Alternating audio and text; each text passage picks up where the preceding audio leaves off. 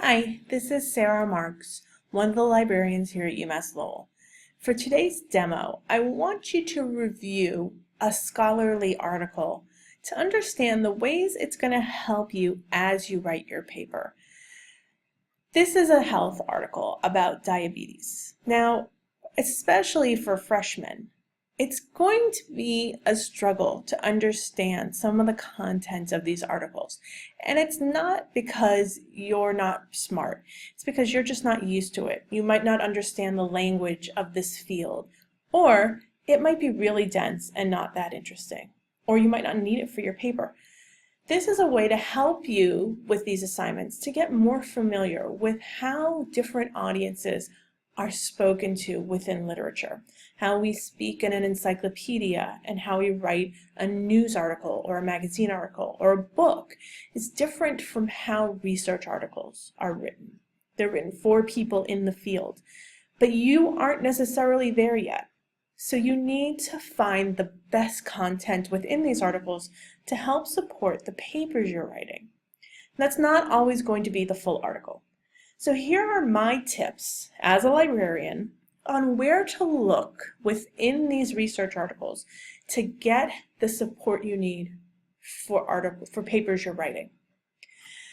What we're looking at is the article itself. This is a PDF. It's from one of our health publishers, so there's all sorts of bells and whistles, but we're really looking at this core article here in the middle. So we start with our title, and then we start with our authors. If you're interested in which author gets in which position within this list, there's another video on that. After that, we have our summary. This is to help you decide if you're going to bother with this article, if it's going to be something you are interested in writing about. If it doesn't look of interest to you, if it's not talking about something you're interested in, don't use it.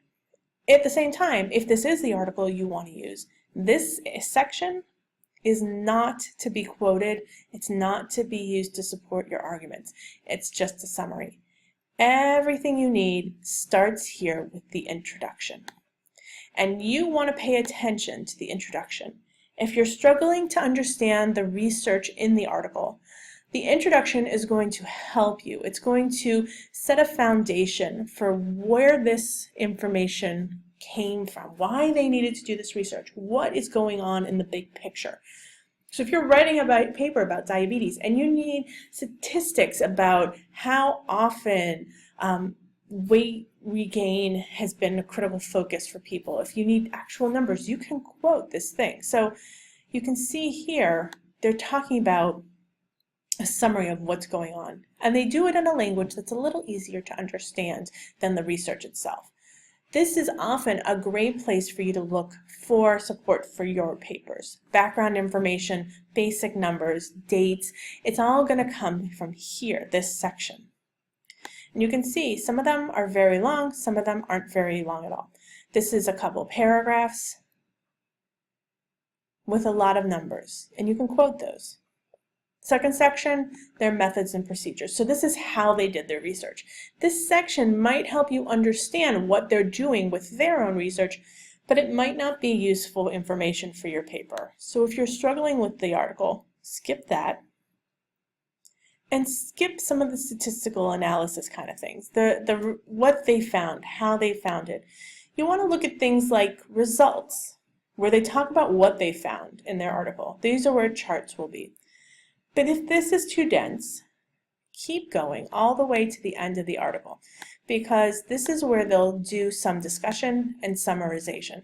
And discussion happens in a language that's easier to understand. So we scroll down.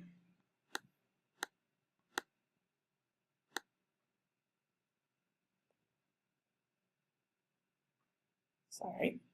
The discussion lasts for quite a while, for about a page and a half. And that gives you an idea of their summary of what's going on. And then in this article, they're specifically giving you other resources to look at, where they got their funding from, and all of that.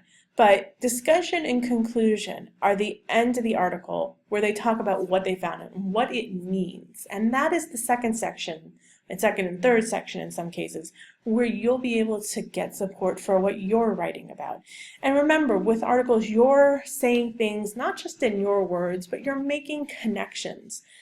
And you need to be able to support that with somebody of some sort of authority who can say, I'm not crazy, I know what I'm talking about, because here's the people who agree with me. Here's the research articles that support this idea. So the conclusion, the discussion, and at the very beginning, the introduction, are the things that will help you get that kind of support without having to read the long, difficult article.